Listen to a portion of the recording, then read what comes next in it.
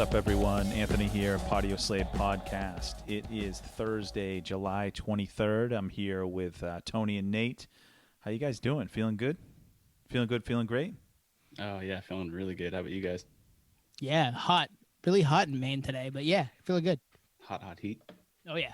Hot, humid, and no rain. So, yeah, guys, thanks for tuning back in. We got another no interview this week. We got original content. And, yeah, hit us up on the socials. I know a lot of you guys do follow us on there and comment and like our stuff, which is great. We also have our YouTube page. Tony's been doing a great job putting some visuals to all these conversations, and it's coming out great. And then also the weekly playlists. We curate a playlist for bands that are mentioned in the episode. And it's funny, we go into those not knowing what we're going to get, into the episode not knowing what we're going to get. I mean, we have an idea, but it's always funny to kind of listen back and curate that. So definitely check those out at Patio Slave on Twitter, Instagram. And then email's always open, patioslavepodcast@gmail.com. Send us an email. We love to hear some segment ideas or things that you like and whatnot. So with that said, I'm going to toss it over to Nate for the set list for tonight.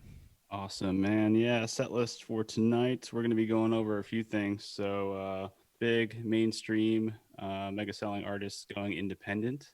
We think that may be a trend going forward with a little headline that we saw this week.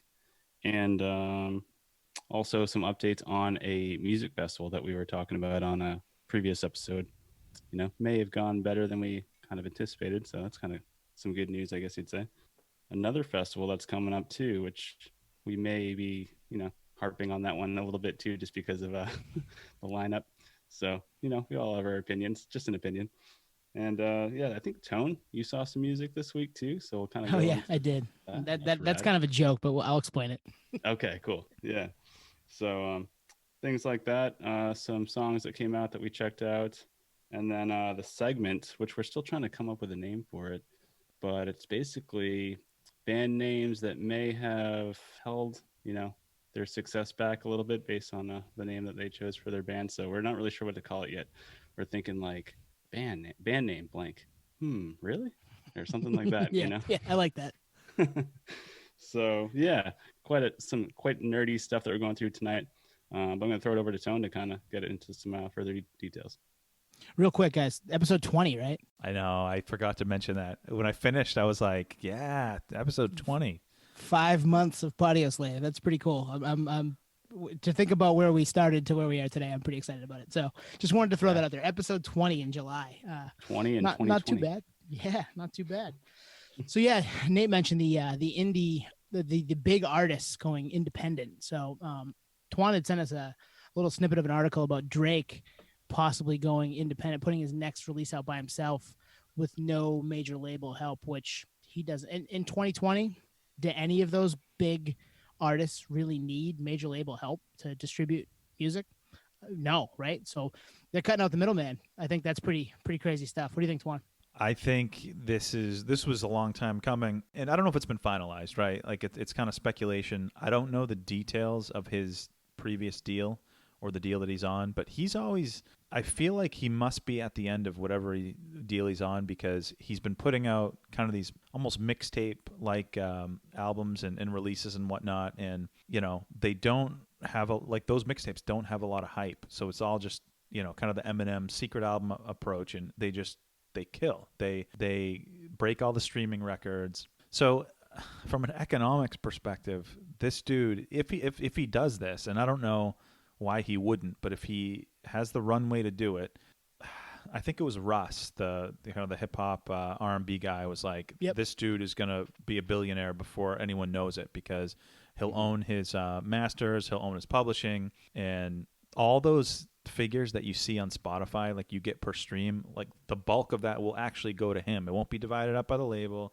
pub, masters, all that. It'll likely go to him, and he is the king of streaming. So I'm all over this story. So I'm gonna be watching this one. Nate, what do you think? Yeah, it's cool. It reminded me of an interview that I saw with Bill Burr, and he was talking about how easy it is, or not easy, but different it is these days to get your content direct to the consumer, and how that's changing the game even for comedy. because when you're going through an agent or an agency and all the platforms to get like a special out, let's say like Netflix or something like that, there's so many hands in the pot. But when you're doing something direct, so I think he was referencing, other comics, maybe like Louis C.K. or whatever that, kind of notoriously put out like their own content via their website. So something like that, I think he was saying this is the way of the future. And if you can hold on, just know that if you sign with an agency, they may get you to the finish line or the goal post sooner, like, within like 2 years. But if you do it yourself and it takes 4 years, you'll actually have a better return long term because you're getting more of the revenue even on the split. So this kind of independent thing and direct to consumer from the talent is taken over in all mediums. It's really cool. So a couple things come to mind for me. One, they all owe Radiohead a cut because Radiohead distributed in Rainbows, right? What, in 07? Yeah. Mm-hmm. Just threw it out there and said, pay what you want to people because they had gone down the road of having stuff pirated. I think Hail to the Thief was pirated early. A few other those types of things happened in that, especially in that time frame, that middle 2000s. A lot of stuff got leaked early.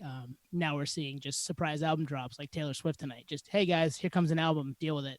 And if you're an artist the size of Drake, Taylor Swift, Post Malone, some of those really big names, Eminem, you just put an album out.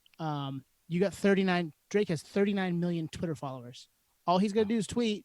Everybody sees it and say a quarter of those people go download it tonight. He's doing pretty well, right? If all that money's going to him, that's 10 million people right off the bat. So, wow. I can't even imagine what Taylor Swift's numbers are going to be tonight. It's going to be astronomical. I will pay attention. I'll check it out. I'll listen to a couple songs, and I'm sure there'll be stuff that I like in there. The same thing with Drake. Mm-hmm. But those are the things that kind of pop into my head. And then the last thing is you mentioned comedy, Nate. They still have that the major label as right now is Netflix. But they're just throwing heaps of money at these comedians, so they're saying yes, which makes sense, right? Because Netflix just wants that stuff to live in perpetuity in their library. So Netflix long-term thinks we're going to make that money back.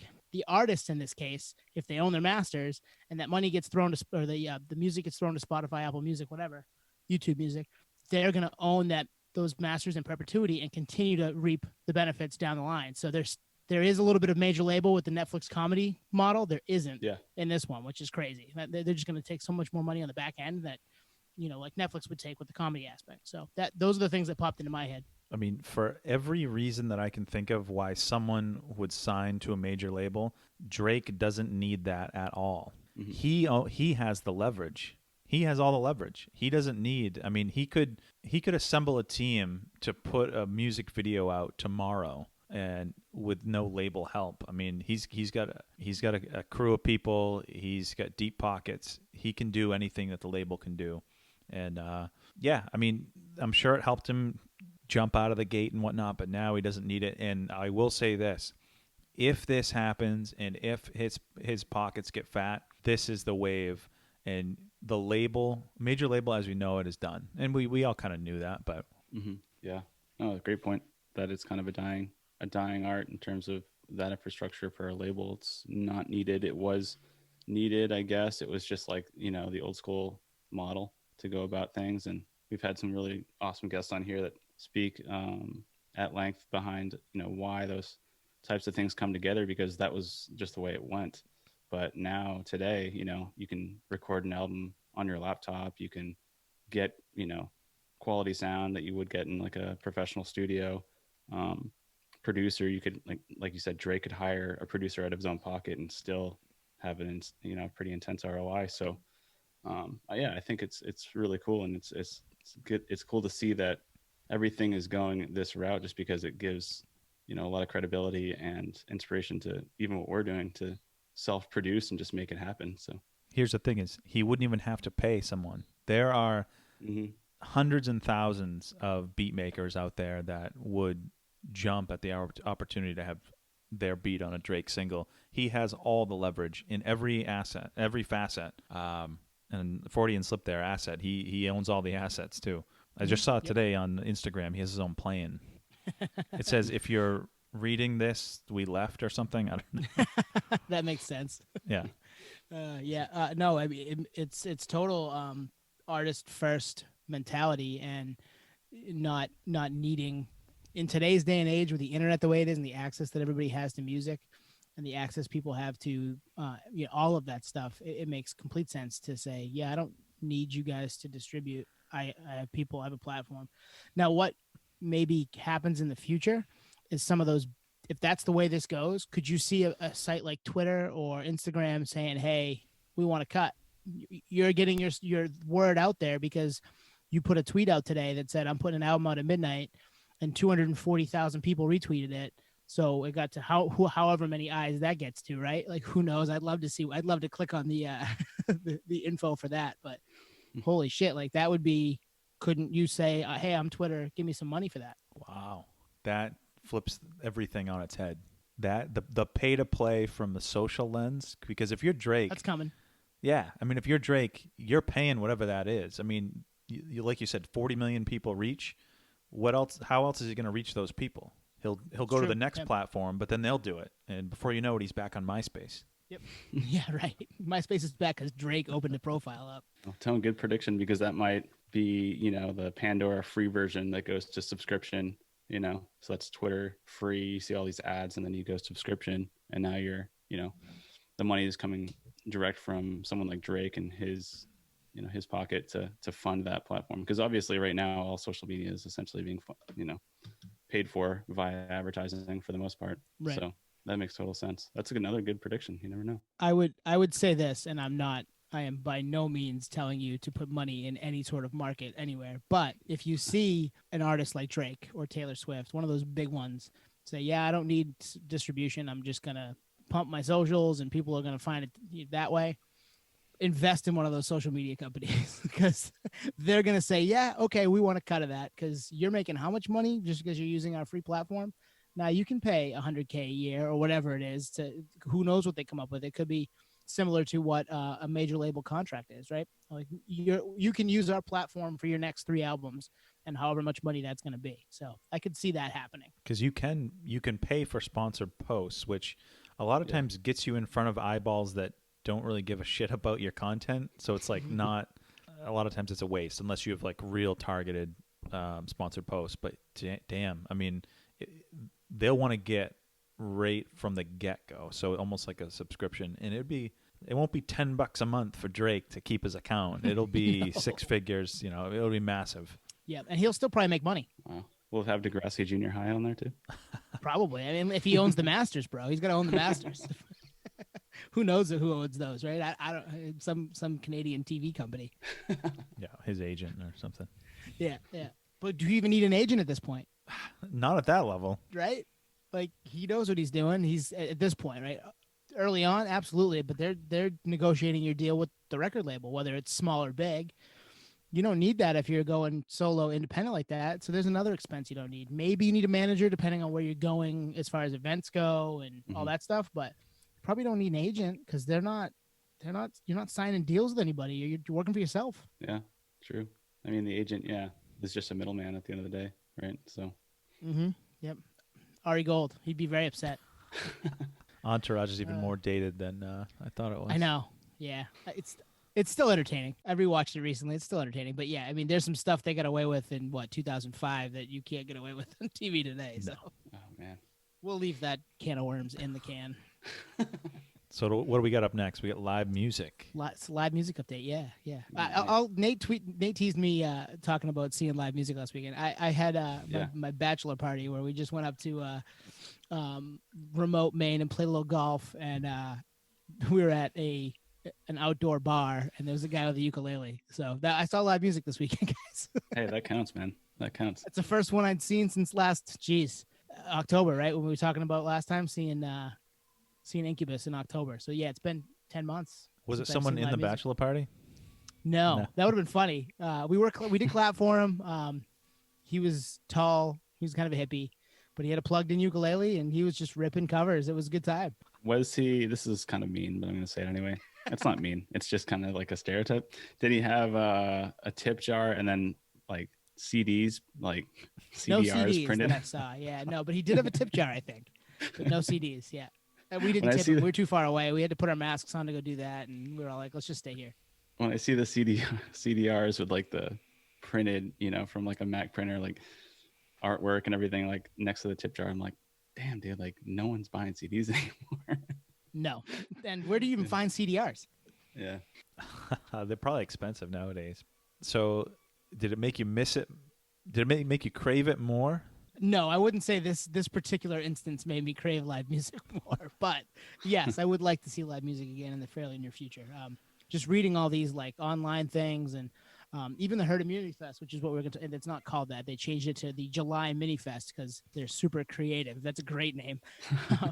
But yeah, the Herd Like the Immunity Washington Fest. football team. Yeah, right. The Washington football team out of Washington, D.C. So yeah, they went off this past weekend. It sounds like for the most part without a hitch. They had a bunch of bands pull out, and I think Friday night's headliner was an AC/DC cover band, which is cool, but I'm not sure that's what they were hoping for when that was announced.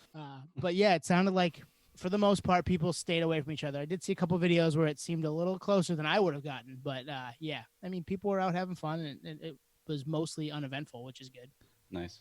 Yeah, I did read, I don't know what it was, Consequence of Sound or the PRP, or one of those sites where they kind of summarized it, and I think it was a site that really shit on it before, but kind of did an objective look back based on the videos and stuff, and they said that it was in like a cornfield. It was in a massive field, so like I almost equate it like like a fairground, like a big fairground. Yeah, that's what it looked like. And there is a way to distance if you do that. I mean, whether it's you do the whole drive-in parking thing, which would work, but even I saw photos and videos, but people brought lawn chairs, and if you have lawn chairs, I mean, you can socially distance. I mean, people will walk by you and whatnot, but I don't know. I think they gave it a bad rap from the get-go, but it looks like it was a fun time, I guess. I don't know. I mean, I'm not seeing Static X in 2020. That's just me.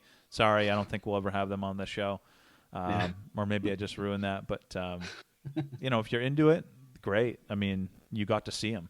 Yeah. Yep. Yeah, and I just wonder, we were talking about how that was kind of a beta version of what may be coming next year. So I wonder, like, okay, so it's outside, so that's viable because it's a little bit more spread out. So are all these rescheduled shows, the ones I have in particular that I'm thinking about, like they're all indoor venues?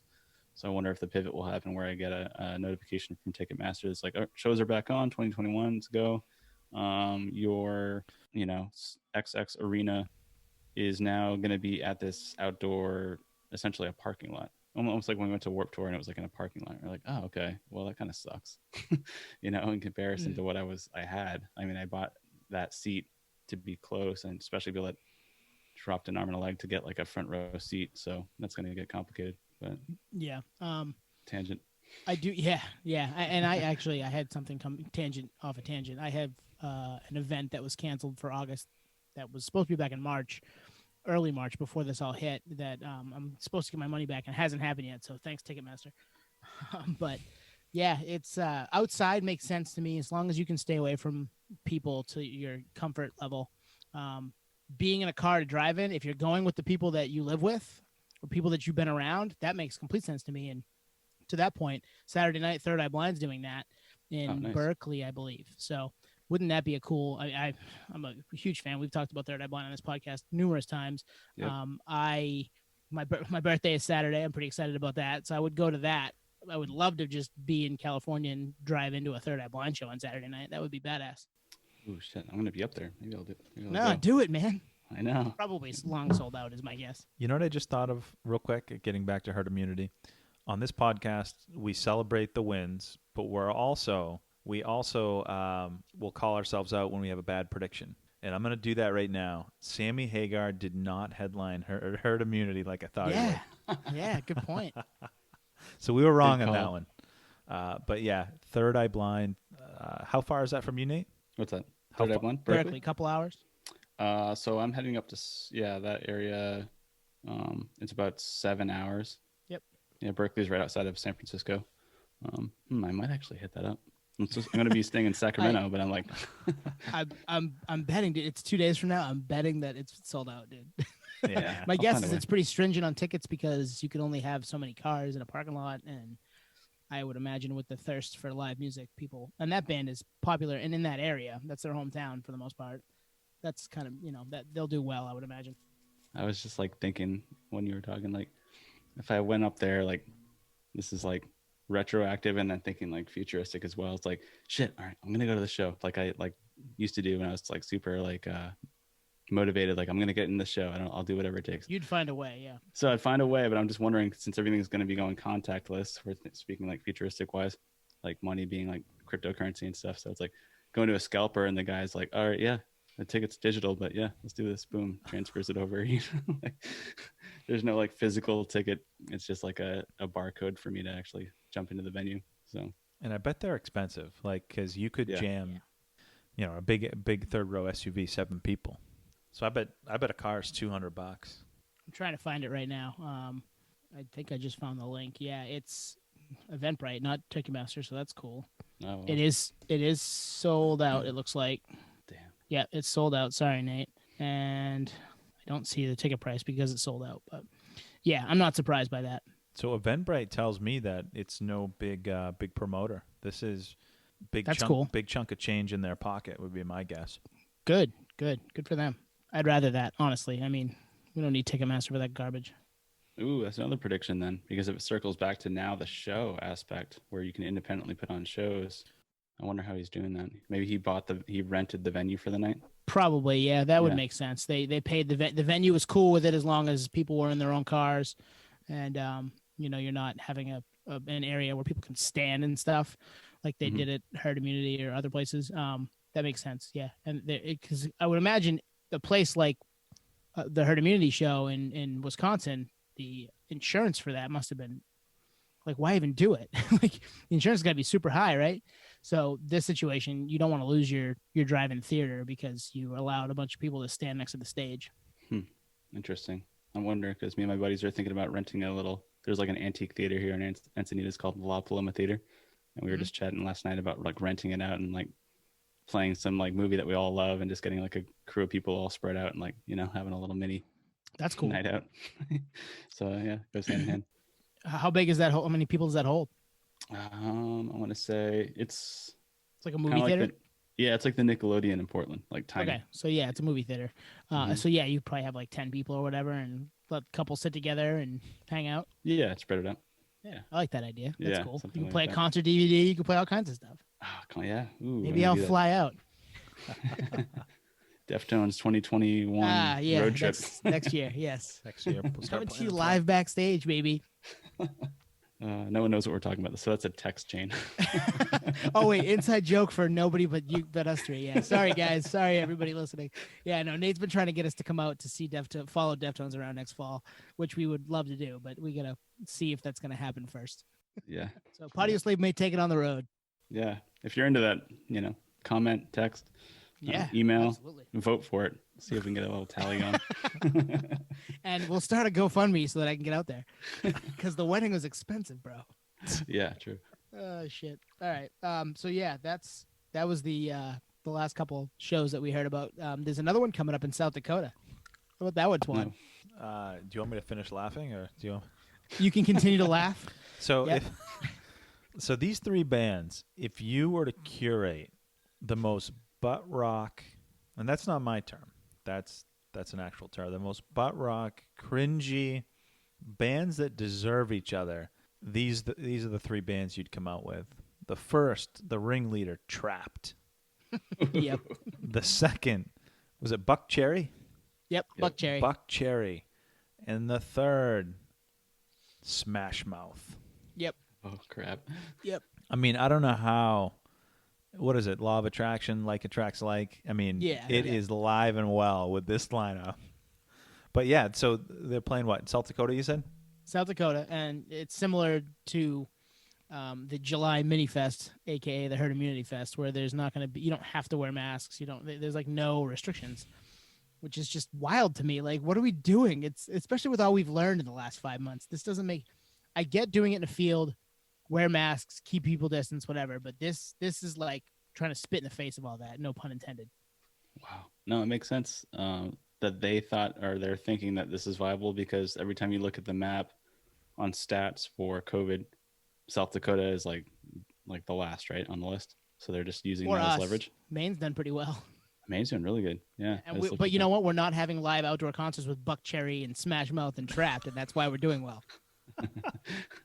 The demand's just not there. If that was all there was, I'd go. So Trapped, obviously, like we talked about them in an early episode about how the lead singer is just unglued on Twitter. Well, the latest thing with them is they just dropped an album. And did you guys hear the Yes. headline about this?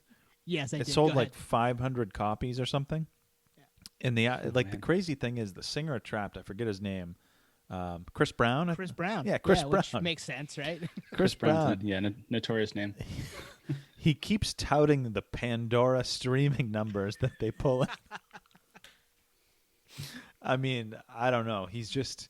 I mean, let's come clean. When we were 16, 17, like yeah, I think we all bought the Trapped self-titled album and saw him up in Maine a couple times, but they're really digging themselves in a corner with this one. Yeah, let alone what Chris Brown says on Twitter, like you said, like it's just like, ooh man, this guy is not doing okay. And then Smash Mouth, like to your point, that was something that I saw in like 7th grade, and unfortunately, I don't know if it stands the test of time. There's still some good songs, and I think in our conversation with Rob a couple episodes back, 17, we brought them up for like he would play them on like Throwback Lunch or whatever. And Walking on the Sun's still a decent song, and obviously All Star was huge, but yeah, this all fits, right? They're shells of their former selves, and they're just looking to make a buck, and they're not worried about any of the repercussions, and they're just like, yeah, no, I total trapped headstrong. I'll just deal with it. We'll just fight, and that'll be the end of it. You know who they should get to be the brand ambassador of this fest? Who? Take a guess. Or who would you think? Ice? Vanilla Ice. No, he was smart and canceled his. I didn't know. his show. I didn't know. I didn't know that. COVID was so bad. That's a good question, Twan. I'm not sure. Guy There's a bunch of people it Fieri. could be. Guy Fieri. Yeah. Yeah, but I think he's been good too. He's been doing stuff at home. No, it's funny because when I thought of Smash Mouth, He would fit. I thought of Guy Fieri because the Yeah. the singer looks like him. Similar, yeah. Or Joey yeah. Fatone. Oh, Joey Fatone. Yeah, so that's happening in South Dakota. If we have any listeners, I think we do have listeners in South Dakota. Yeah, we do. Just looking at the map. Nice. Go ahead and listen. Go to the show, guys. We're jealous. You got live music, and there are a couple good songs there. I mean, Buck Cherry had a couple good songs. Smash Mouth had one or two. Trapped had one. I feel like we need to revisit all their albums just to be legit. I couldn't tell you how many Trapped albums. I mean, I'm sure they've been active this whole time. Yeah, I think you're right. I only have the first one with Headstrong on it, and there were some good songs on that album, but Echo was yeah, decent. Echo, Still Frame is a good one, but yeah, it's whatever. So do they have any they've come and gone. ties to South Dakota, or is it just because the numbers are low? That's a great question. I have no idea. Yeah, Buck Cherry had a few albums. I always felt like, even the first time I heard Buck Cherry, I felt like they were, like a, I don't know, stereotype of themselves. Like they were just trying to like be something that they weren't. I don't want to be mean, but you know what I mean? Like it was like they were kind of just riding the stereotype, like, oh, we're rock stars, we're gonna just talk about rock star stuff, and this just Like Scott Weiland gets old after a wannabes. while. Yeah, that was the 80s, Yeah, they're like a butt rock ripoff version of the Black Crows, right? Yeah. There's not as much depth there, I don't think. Mhm. And again, that's not to say they didn't have good songs. There are songs that were huge, that I even liked, but that's the category I would put them in. Yeah. Yeah, fair enough. Cool. Any more on live music? You guys, you have anything coming up? Nothing. Nate, Yeah. you're gonna try to weasel your car backstage at Third Eye Blind this weekend. Other than that potential, I got nothing, man. It really Yeah, sucks. it sucks, I'm just kind of getting used to it at this point. I've saved a lot of money. It's the only like silver lining. Yep. Yeah, that's true. Especially summer. Like I would have dropped so many. I had Oh, tickets to man. Bon Iver, which they were coming to Portland, Thompson's Point outside. That would have been a blast. A couple weeks. Have you back. seen him? Or seen No, him? I've never seen him. Yeah, Oh, I man. bought him for my fiance's birthday, and we bought him months ago, obviously, and they're still holding out. We haven't. It's been postponed still, so we're still waiting for the cash back. But that was one that I had tickets to. There was a couple others, but yeah, it's a bummer. We all want to see him, so we'll find it at some point. I think hopefully, if we here in Maine anyway, we keep the curve low. We might have stuff locally at least we can go see at some point. So no live music, but there is new recorded music Yes. out, and there's a couple releases that we wanted to hit upon. Nate, what was the first one? Patience, right, by Chris Cornell. It was kind of Yeah. like a new release. Obviously, he passed away, but they put that out. as almost a tribute, which is really, really cool to hear, especially the professional recording. Because I actually saw him play that acoustically, but to hear it in like a finalized, mastered track was really, really cool to hear. Just his voice. I mean, man, I miss him. We were talking about it in the group text. It's just like he was like my favorite vocalist for at least 15 years. I was like, this is the guy. This is like my like, Robert Plant, or this is like my, John Lennon or whatever. I just like thought everything he did was amazing, and that range really like opened up my mind to a lot of different styles of music. So that was kind of a good reminder of, oh wow, sucks that we lost this guy. You put up a couple stories the other day because we posted about Chris on his what would have been his 56th birthday, which is crazy to me too. Yeah. The other day, and you put up a story from Grohl was singing "Show Me How to Live," maybe. Oh yeah. Was that? Yeah. Mm-hmm. And I love Dave Grohl. We all love Dave Grohl, right? He's awesome. But to hear him sing it and then know what it's supposed to sound like with Chris, yeah. it's just cool. like even that like pales in comparison to what Cornell could have done with it, because that only Cornell could have done what he did with it because of his voice and his range and how he delivered. So yeah, to hear him sing a Guns N' Roses song with another iconic frontman, Axl Rose, his song from whatever 30 years ago, he obviously nailed that, and it fit, and it's cool to hear his take on that stuff. So I think I'm trying to think back when we had Scott Russo of Unwritten Law on. Did he mention this song? He mentioned a Guns N' Roses song. He did. I gotta look. I don't remember. I do remember him shitting on Guns N' Roses though. I'm pretty sure it was Patience. I think it was Patience. Yeah, because when we were kind of sharing this cover, I was like, I think that's the song that Russo mentioned, because I remember listening back to it, and it was a one-word song. Yeah, it was slower. Yep. Yeah, I'm pretty sure it was. Great song though. I mean, come on. I love everything, so I'm just like, yeah, no, that's another one. And GNR, I had a big GNR phase in high school because we listened to it in the football locker room growing up. So nice. Yeah, I had to disagree with him on that. Being anti-GNR, I was like, I don't know, man, some great stuff. Even just the instrumental stuff alone. And well, Slash is just awesome. That whole band, those first couple albums. I think Appetite had a birthday this week too. Appetite for Destruction. So talk about a debut album. Holy shit. Yeah. But yeah, Future segment. It was cool to hear Debuts that are their best. Oh my God, that just rip. I think that's written down. I think we have that as a segment to do down the road, where their first album is just friggin' banger. Not that GNR didn't follow that up with some other good stuff, but the first one's probably their best, right? Yeah. Easily.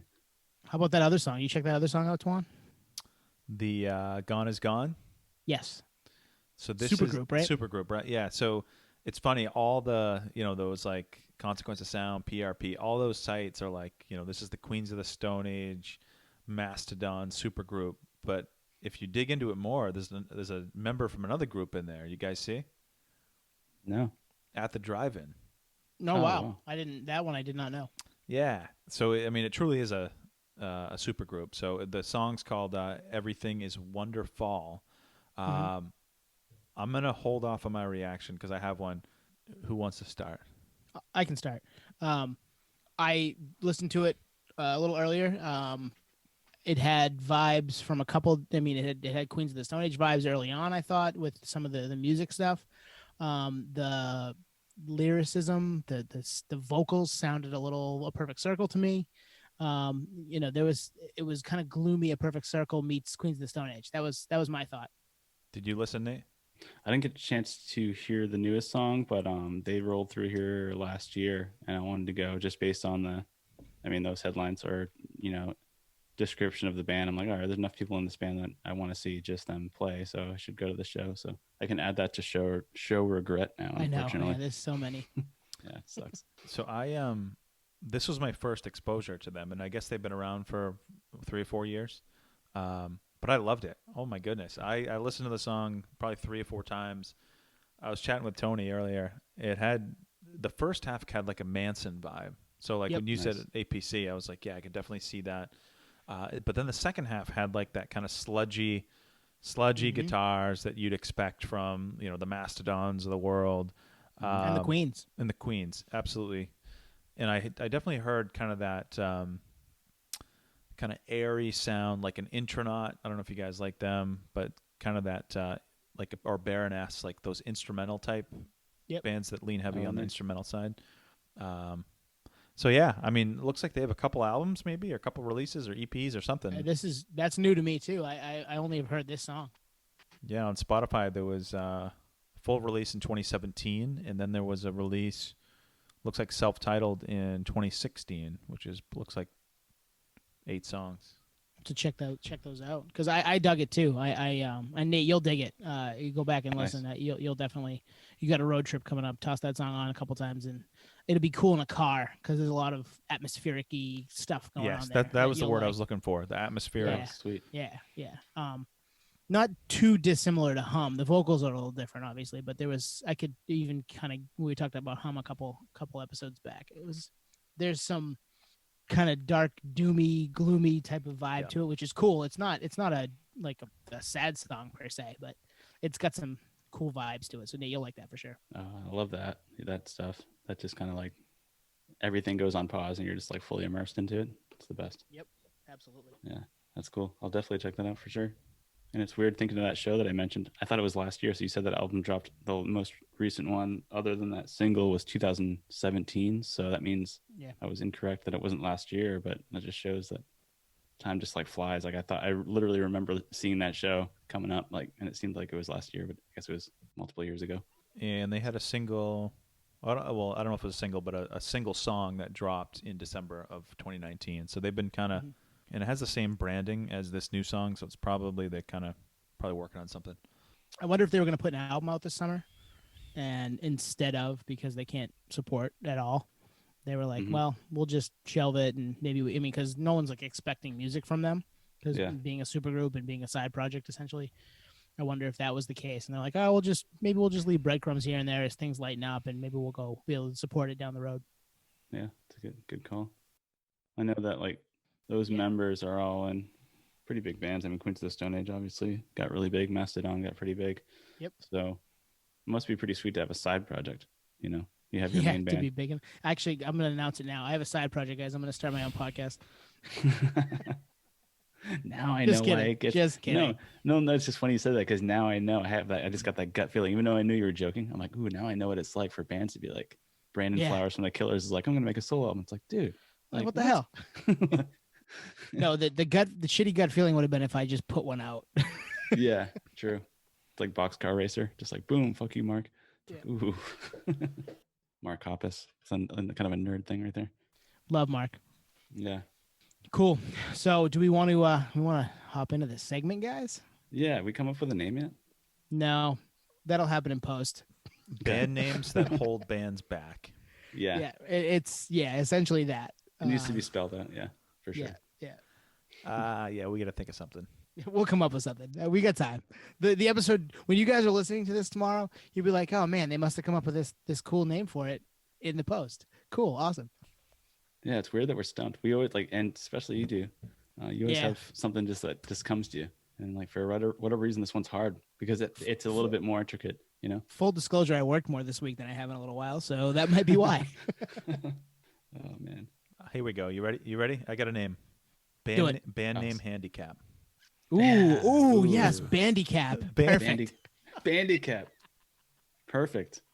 Sometimes all you need to do is talk it out on the air. I like the collaboration on that one. Yeah. Nice. The Bandicap. I like it. Band name Handicaps. I was going to say, it has to be something that's simple and fits on a sticker. So yeah, Bandicap. Yes. That's great, man. We got it. All right, cool. So who wants to lead off in the Bandicap segment? I really want Twan to go because I do too, actually. I have money.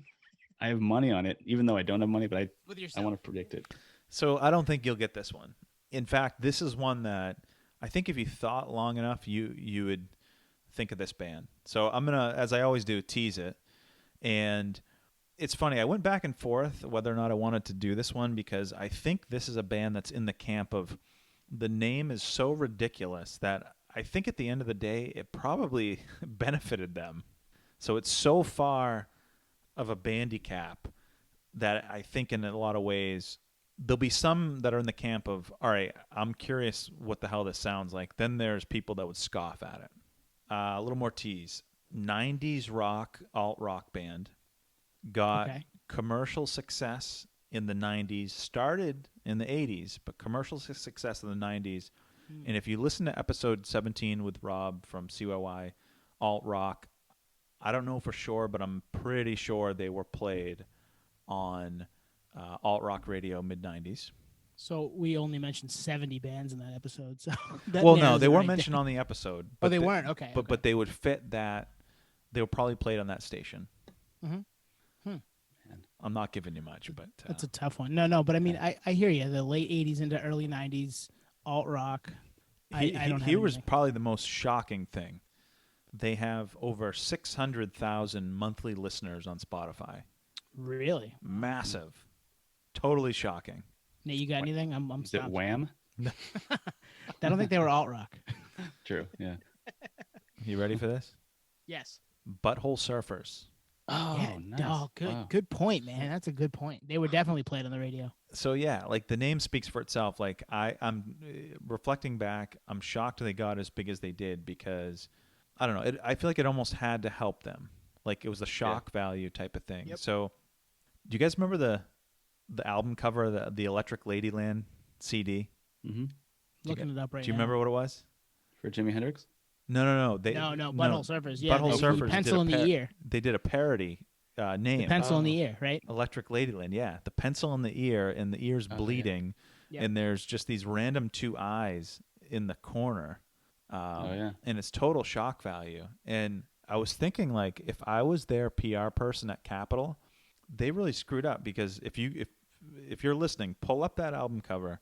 If you'd never heard the name, you would think the CD title is the name of the band. It's in a bigger font. That's true. Yeah, it's really crazy. It's like a branding nightmare. The name stinks. And Everything about it is like this a bloody ear with a pencil in it. Like, and like, would you? I'm trying to think. Could a venue marquee even put? I mean, I guess they could. They would put Butthole Surfers up there. Like, it's not that like. I guess it is risque, but like, and I also did some digging. They did the Electric Ladyland parody on the Hendrix album, but they also did another parody album, which was a few years before. The album was called Stairway to Steven instead of Stairway to Heaven. that's awesome. Wow. I'm looking at the Hairway to Steven. I'm looking at it right now. Oh, it was hair. Oh, gee. Instead of Stairway to Heaven, it's Hairway to Oh, Steven. Hairway to Steven. So, okay, so That's great. Wow. they obviously didn't take themselves seriously, and everything about like the branding echoes that. But I did listen to Pepper, like the big song. That's the one that would have been on Radio Rock. Yep. And it's a cool song. I mean, the verses is just him talking, but I have Yes. They were all in love with dying, and they were doing it in Texas. yeah. Yeah. And I have one of their other albums. I forget what it is, but it has this like almost like a weird looking like owl head or animal head. I'd have to look it up. I That's can't called remember. Independent Worm Saloon, maybe. Yeah. Yep. Something There's like another that. one from '86. I don't think any of us have ever heard of this though. Rembrandt Pussy Horse. That's another nice name for him. That's an album name. So they definitely didn't take themselves seriously. Yeah. Yeah, Independent Worm Saloon. That's the one I have. I have that on CD. I think I got it in like a Bull Moose grab bag where it just had the CD booklet and the CD, no case. Find your own case. So anyway, do you think this fits the segment? Absolutely. Yeah. 100%. Every time Because I remember see- Pepper. Pepper was big, right? That song was all over the radio. Yeah, that song's actually really cool. No, I would say it fits perfectly because every time I even hear the name, you can't help but get a visual. It's like Right. buttholes, or it's like someone like. Yeah. Man, Yeah, they're kind of like a darker Flaming Lips almost, right? Kind of just weird for the sake of being weird. Yeah. Had some poppier songs, but weren't super poppy. They're in that kind of quirky Flaming Lips. There's also some like Cake in there, maybe a little. Yep. oh yeah, with the talking. Primitive Radio Gods, remember them? Yep. Oh yeah, Mhm. Like the talking. Yeah, something like that. That's a deep cut. that's a It's mid like '90s thing right there, Yeah. right? The talking, Primus. talking verses. Yeah. Yeah. But I was shocked Yeah. at the listeners. Like, that's current. That's monthly. That's a lot of people. Yeah. So maybe Wow. they did. You're right. Maybe they went so far down the Bandicap highway that they came back out on the other side, and it worked for them. All right, so that's Wow. my first one. Who's next? That's a good one. So That's I a really took. good one. I'm gonna go because I took it a little. Yeah. I took this a little different way, and in researching my first band, I think I told you guys the other day, this'll totally give it away, that they're one of the most underrated bands in the last 20 years. You remember that? I do. I know. They're a new metal band from the late 90s, early 2000s, but they've really been around since 93, which was kind of cool to read. And they had a trombonist in their band when they first started in 93 when they were in high school. Were they a ska band? I mean, who wasn't a ska band back then, right? My third band also had a horn in it, so that'll be interesting to bring that up later. That's kind of the reason I wanted to do these two. But yeah, they any guesses, Nate? Do you remember the band I told you guys that I thought was one of the most underrated bands of the last 20 years? No, I don't know why I can't. I think the reason they aren't regarded that way is their name is Papa Roach. Oh, wow. Yeah. Their first album went triple platinum. Infest, which just turned 20 this year. Their second album, Love Hate Tragedy, which is my favorite, went gold. And then Getting Away with Murder went platinum, which surprised me. Yeah. And then they put out on it. Yeah, Getting Away with Murder had scars. But the rest of that album's not like that. That's kind of where you could say they started to sell out a little bit, but I wouldn't even call them a sellout because there's still some good songs on Paramore Sessions, which came out their fourth album. I like that album pretty much front to back. That's where I think it falls off for me. But yeah, so do you guys have any idea where they got the name? I think it was one of the grandfather's last names, grandfather, something like that. Yeah, I remember reading about that. Yeah, it was Jacoby Shaddix, the front man, Kobe Dick, if you're nasty. His step grandfather's name was Howard William Roach with a T. And that's where he was Papa Roach, which is actually, when you think about it now, it makes sense to me and is cool. I like where it came from. It makes sense. I'm a little less like this is a Bandicap, as it were, but yeah. But it was, I think if they weren't named Papa Roach and they didn't use like cockroaches as as like visuals, I might have bought a t-shirt. You know what I mean? Like I might have bought That's a great hat, point. like a hat for Clutch. Like if they were a band name like Clutch, I might be more into it, you know? Yeah. So that was my thought. That's why I think it fits for me. You're missing out on some merch ideas. You're missing out on, like, oh yeah, I like Papa Roach. Like that's kind of a dumb name. Why do you like, who's Papa Roach? You know what I mean?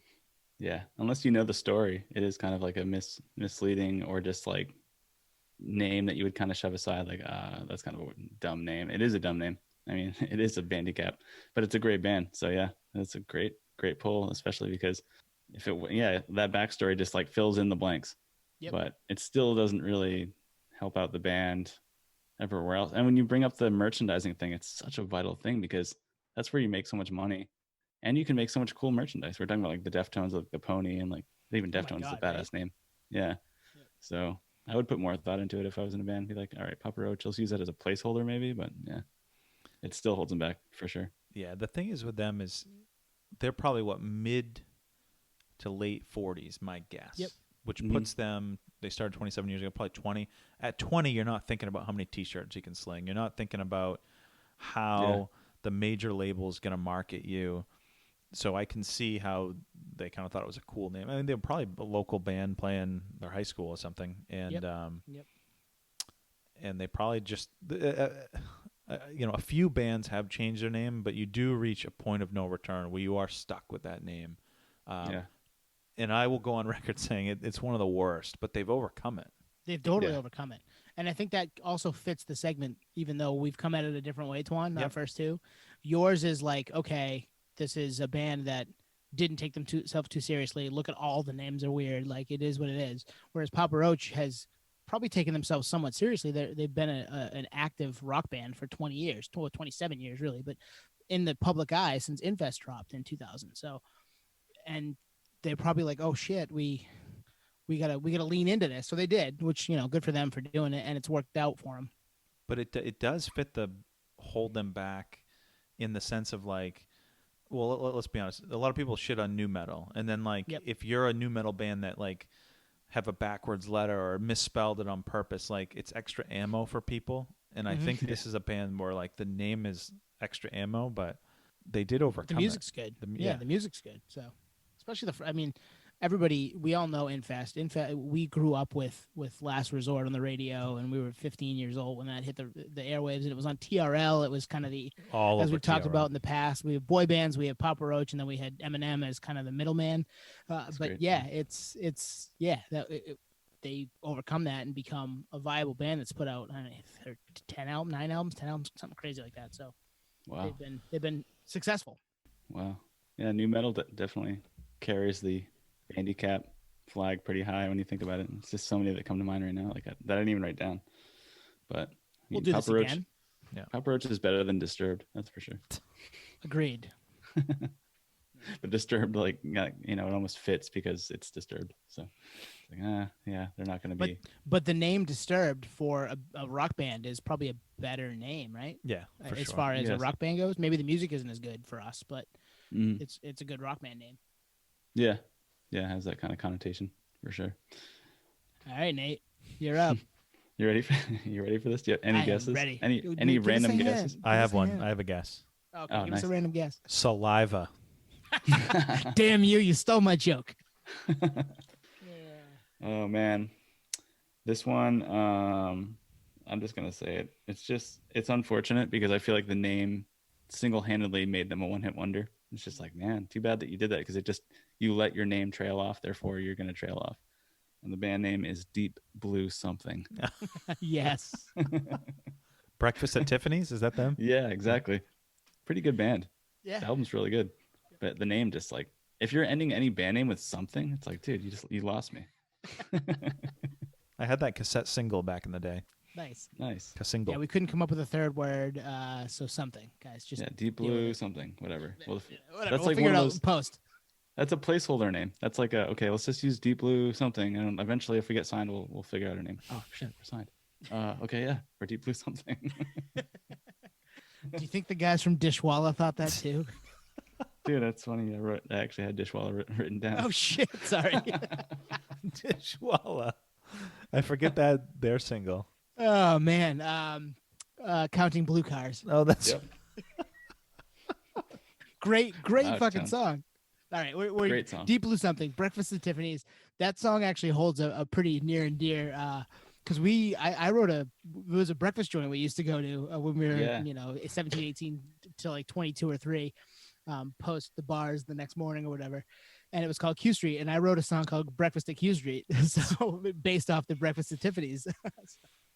That's funny. Yep, just replacing the lyrics, going down there after a night of drinking in Portland and getting the Mexican, non-Mexican Oh, that thing was breakfast awesome. burrito.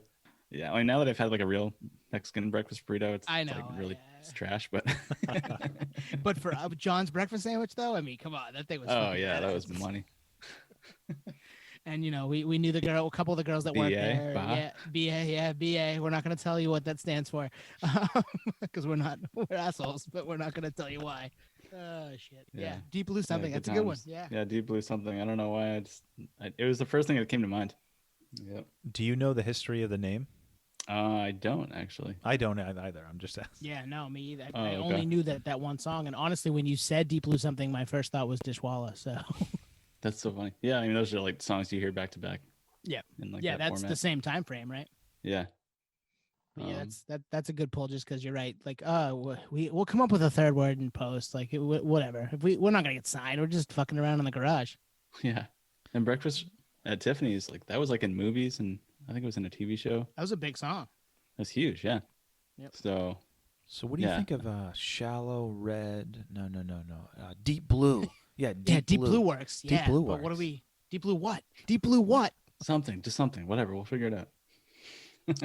Hey, they're probably an industry plant. That's probably they were at the It could be label round table, and they were like, Deep Blue, something.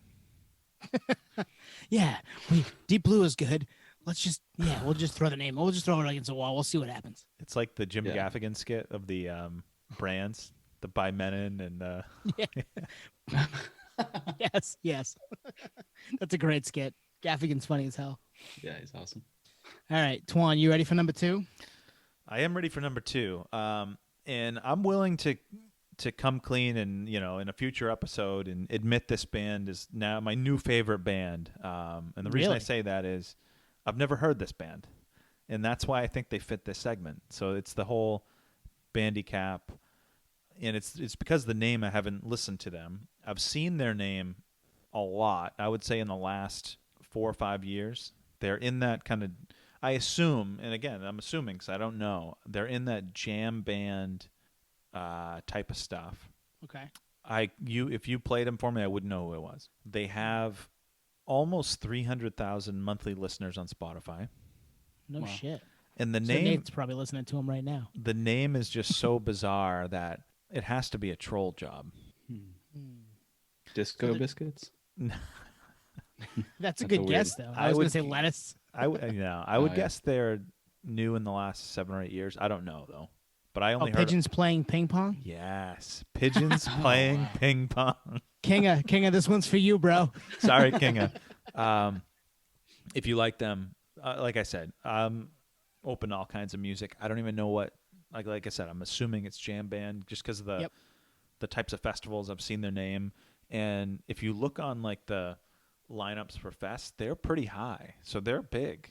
But I don't know the name. I just can't wrap my head around it, and it's a me problem. There's 300,000 people that enjoy them monthly, so the joke's on me. So do you guys know this band at all? I do, and because of our friend Nate, not Nate on the podcast, Nate, but our other friend Nate who lives in North Carolina, he was like, hey, check these guys out. And I was like, yeah, no, I mean, sure. And I wasn't, and I totally, it was one of those like, okay, man, thanks. I'll do it at some point. And then I did it and I was like, okay, no, he's right. Like, be open-minded, Tony. Stop being closed-minded and stuff.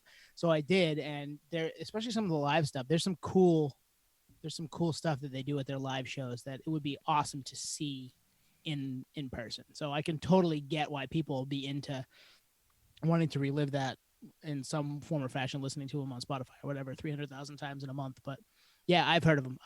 I'm not super familiar with them, but I've definitely thrown a couple albums on them and like, yeah, that's cool. I could see where this is going. Yeah. It's one of those like long names that takes up a lot of the festival bill, you know? So no matter what, they stand out. I guess that's a plus of having a weird name like that is like you take up so much room, you know? Takes up 2 lines. Like they need to, they need to stack it. They couldn't just be ping pong though. Yeah. Which is a cool name, but pigeons playing. Yeah, that doesn't make sense either, right? They're just playing. What are they playing? This fits Ping the pong. the thing you mentioned about Papa Roach. It's like, unless it was a cool design, like I can't imagine wearing a shirt that says pigeons playing ping pong. No, It'd be a good conversation starter because no one would really know what it was unless you knew the band. Until you told an old guy, yeah, no, it's a jam band. They're like, all right, hippie, get out of my face. But quadruple P, right? Pigeons playing ping pong. That's kind of cool. So Nate in North Carolina, if you're listening, shoot the Patio Slave IG a DM with their best album. Yes, he'll know it too, and he will actually shoot us that. Nice. He shot us something the other day, and we didn't know it was him. And then he texted me, he goes, "That's me, by the way." I was like, "That makes sense." That's awesome. I was like trying to be nice in the answer, and I'm like, yeah. No, oh, it's just my buddy Nate. I could be an asshole, right? Customer service just like goes down the drain. Yeah. I texted. I was like, "Don't worry, we're taking care of you, bro. We're taking care of you." But that's a good one, Swan. Yeah, I'm just thinking of the merch right now. Like, you might as well just have quadruple it. P's cool. Yeah. QP or P with the 4 on the top. Like that's. I would wear a shirt with a P with a 4 on the top. P4. Yeah, you might get like Sony PlayStation copyright infringement. That's true. Yeah, good point. Good point. Oh well, we could try. Okay, am I up? Yeah. Yep. All right. So this is the one I was telling you guys in pre. I think the name is the reason he has the name. It's a single guy. He's a rapper. He's fairly recent, within the last 5 to 6 years or so. He had a viral video that kind of blew him up, and that's how he turned into a thing. And the dead giveaway is he had a TV show that happened this year. Really, Twan? I thought Twan would get this one. You want me to tell you? I know. Lil Dicky. Yeah, Lil Dicky. Lil Dicky, exactly. yeah. Okay. Yep. I'm like, what the? Lil Oh, holy Dicky. shit, that was obvious. Yeah, his couldn't show think was of it. called what? Dave? Dave. Yeah, because that's his name, Dave Bird. Lil Dicky is a tough rap name. Yeah. It just is. But he backs it up, right? Like his music is actually pretty good. If you go and listen to his stuff, he's pretty talented. But the name is not, especially in that circle. Like it's just a tough name. Yeah. It's got to be a troll job, you think? It's a troll joke. I think he's explained it in the past, and I think he did on the show. Even he was like, "Yeah, no, it's kind of a joke as to how like He's you got a don't small need the dicky. big machismo. Yeah, you don't need the. I'm talking about how it is what it is, and you just deal with it, and that type of thing. So, he's playing up the little dicky aspect of the name, and that's why he picked it, and that makes sense to me. But at the same time, like merch wise, that's tough. I'm not wearing a little dicky t-shirt. Like, Yeah. We keep going back to the merch thing because it's so vital, you know. Yep. If you're like a music fan, you go all in, you buy everything. It's like, well, shit, little Dicky. I don't know. yeah, Deep blue something, probably not. Yeah, he would have put a big deep blue something tapestry in the in the studio. No, I'm good. Little Dicky, yeah, I'm gonna put a little Dicky poster. Here's a cockroach on your T-shirt. Exactly. Yeah.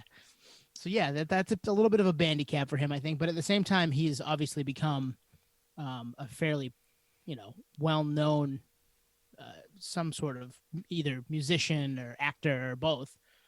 People know who he is, and Save That Money is the big one, right? That's the one that hit all the millions of views on YouTube. Great song, great video. Go check it out. I mean, if you haven't heard of it, you've listened to us, you probably heard of it. It'll probably end up on the playlist because it's a cool song. And then the Chris Brown Yeah, Freaky Friday. Freaky That's a good one, Friday. too. Yeah. Yeah. And again, the visual really cements the song. He's a YouTube star, right? I mean, that's how this all happened. Yeah. Yep. Exactly. Good one. What do you think, Nate? Yeah. I mean, Chris Brown, not to reference Chris Brown from Trap Train. Different Chris Brown, the rapper. Yeah. Oh man. They trade bodies for the video. It's actually a pretty funny video. I'm not a huge Chris Brown the rapper fan just because of past digressions, but Yeah. The song is cool. Little Dicky. It's a tough rap name, man. It's just a tough rap name. Yeah. Yeah, I'm surprised actually. It's like the opposite of, where rap names usually go, which is the polar opposite direction. Big Dicky.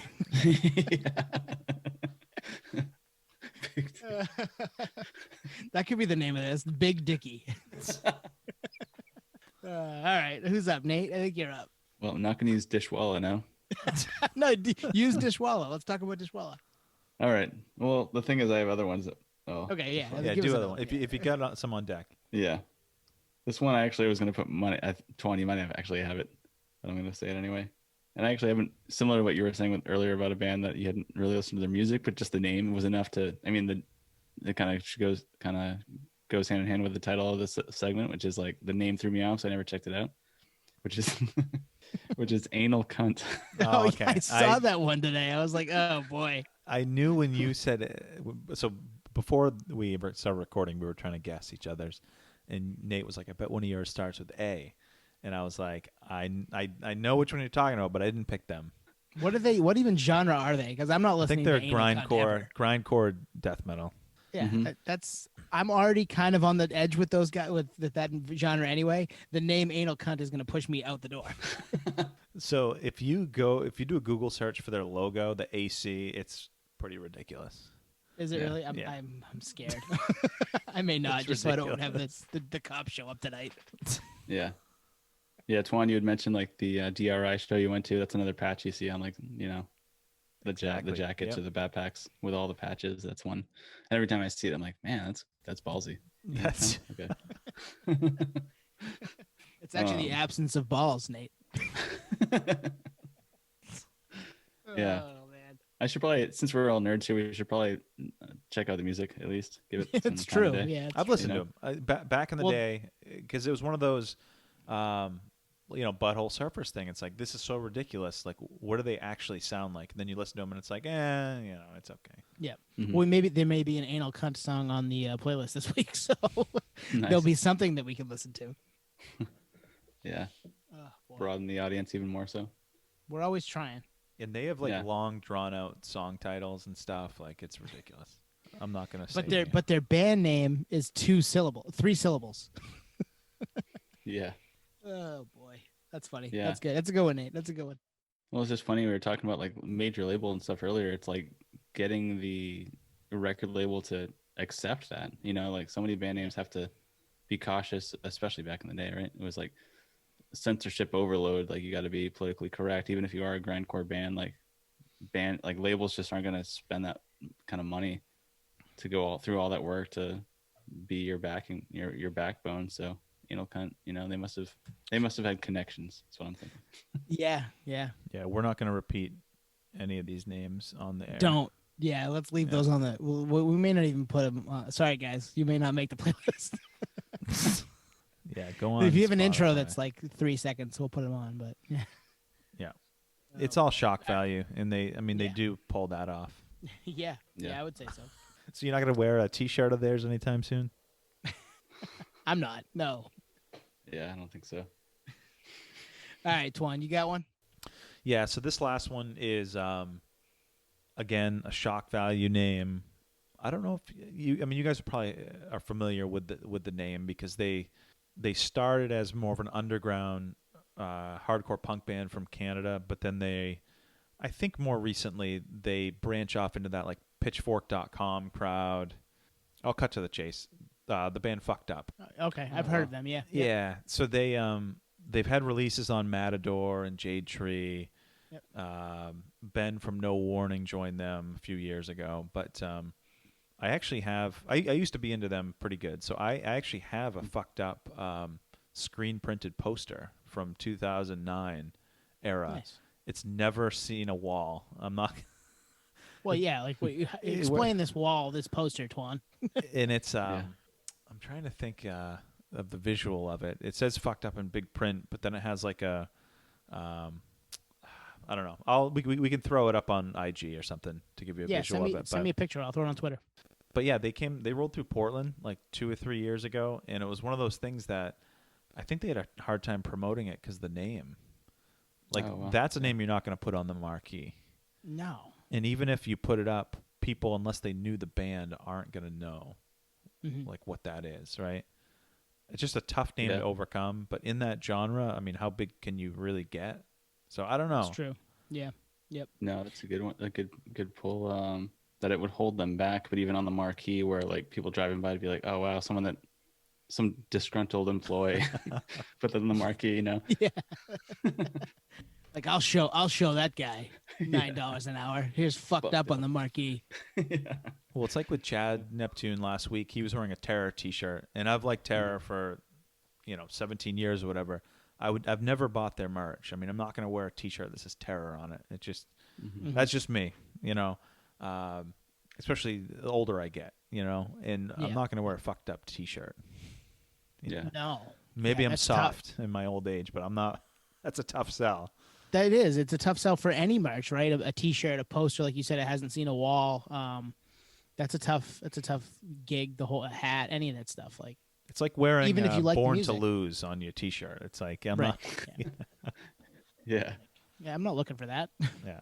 But if the music's good, this is what we always say, right? If the music's good, there's a spot for it. So we'll find. We always find something new. Yeah. And it just really gives some serious depth to Bandicap, because it's like, man, there's some amazing music out there. And now I'm gonna check out Anal Cunt Or Fucked Up, for that matter. just to see, or Fucked Up just to see. But yeah, I mean, you can't even put that. You can't even say that on the radio, like even college radio.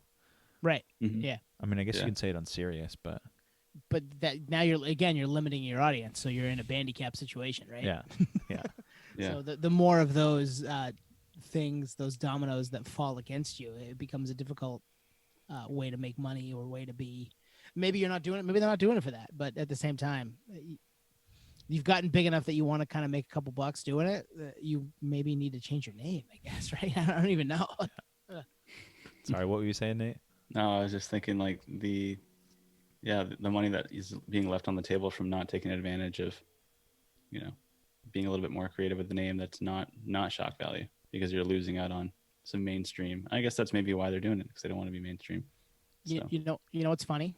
The irony of us not having a name for this segment when we started it. That's so true. And then coming up with a good name for it right at the beginning.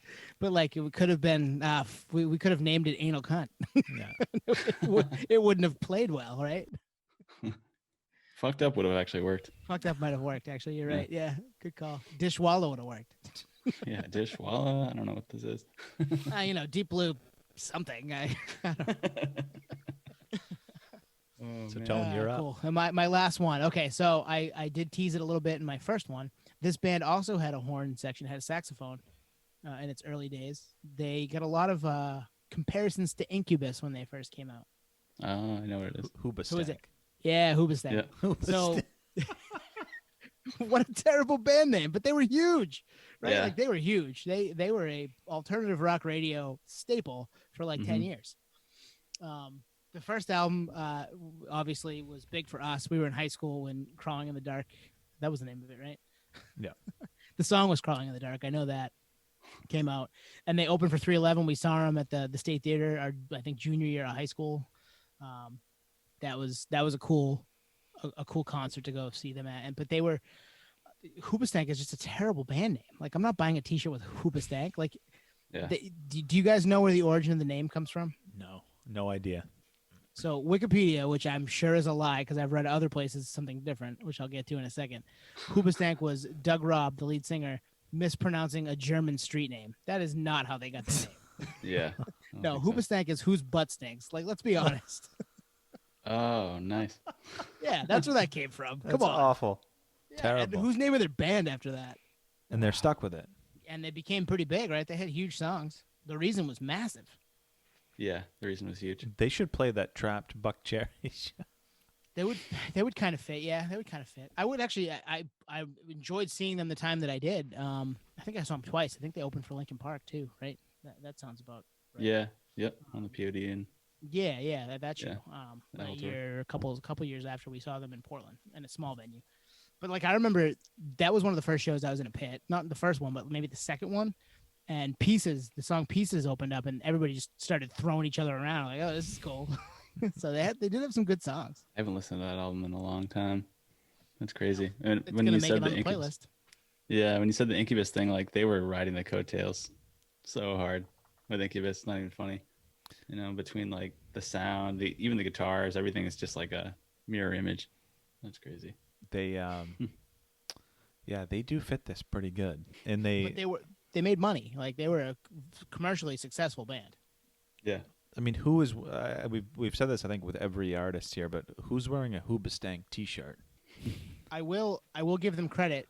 They turned the two O's in Hoobastank into like a sideways infinity sign, and that became their like branding. And people wore those, and that was kind of the thing. So they did okay. We have this shitty name, no pun intended. Pun intended. How do we overcome this now that we've become commercially successful? We want to sell merch, we want to sell T-shirts and whatever, posters.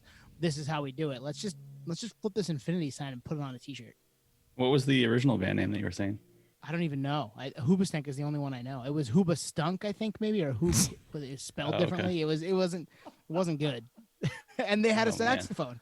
And actually, a lot of that debut demo was kicking around the internet. I remember downloading some of it they had some ska kind of sound to them, and there was some decent songs in there. Obviously, you could see why people liked them, but they turned into a fairly big band for a solid 5-year stretch. Yeah. What was the first album called? Like something about gym shorts? Yeah. They don't make gym shorts like they used to, or something. Yeah. Yeah. Because I remember that first album was on eBay for like it was so expensive, and it was like a CD, right? Yep. Yeah. They fit the mold of an industry plant where they were looking for a Incubus Junior, because even the singer has a Brandon Boyd clean cut, wavy hair, type of thing going on. Oh, and he kind of sounded like him too, right? Yeah. A little bit, not completely, but a little bit. That album name was "They Sure Don't Make Basketball Shorts Like They Used to." Wow. So they didn't give a fuck early on. They just early on they played gigs with Incubus, which is funny that they were like Incubus Light. They were like a different sound. They were the Mountain Lightning to the Mountain Dew. Mountain Dew, yeah. That's a shout out for our buddy Mike.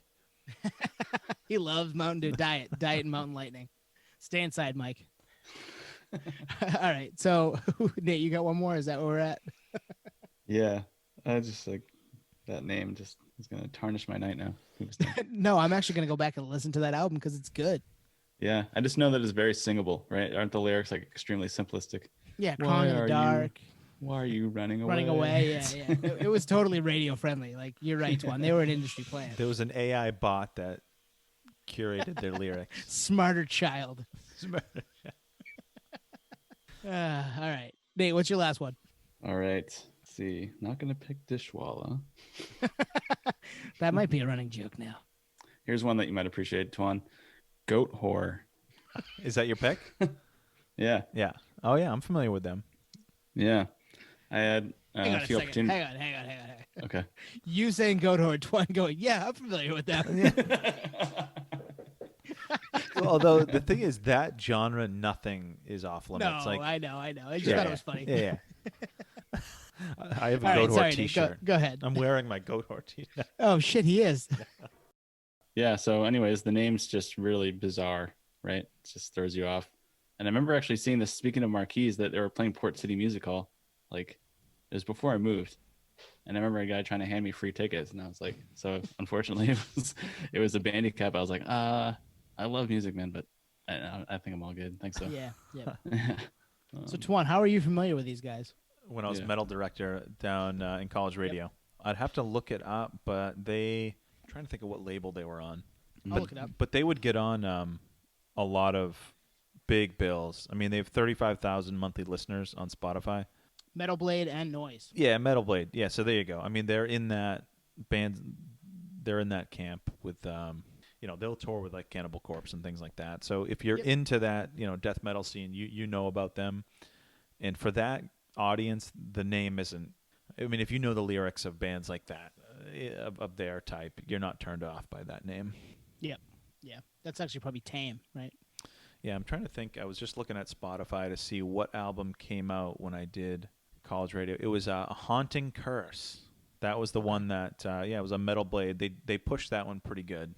Yeah, but I mean, that's another one. Like, I'm not wearing a goat whore T-shirt or buying a goat whore car flag.